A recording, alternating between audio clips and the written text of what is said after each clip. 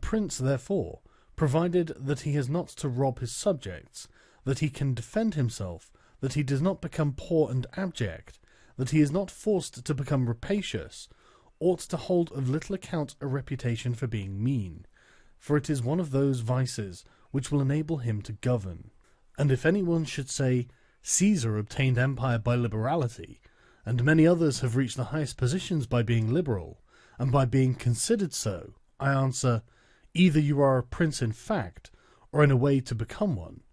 In the first case, this liberality is dangerous. In the second, it is very necessary to be considered liberal, and Caesar was one of those who wished to become preeminent in Rome. But if he had survived after becoming so, and had not moderated his expenses, he would have destroyed his government. And if anyone should reply, many have been princes, and have done great things with armies, who have been considered very liberal, I reply, either a prince spends that which is his own, or his subjects', or else that of others. In the first case, he ought to be sparing. In the second, he ought not to neglect any opportunity for liberality. And to the prince who goes forth with his army, supporting it by pillage, sack, and extortion, handling that which belongs to others, this liberality is necessary, otherwise he would not be followed by soldiers. And of that which is neither yours nor your subjects can you be a ready giver, as was Cyrus, Caesar, and Alexander, because it does not take away from your reputation if you squander that of others, but adds to it.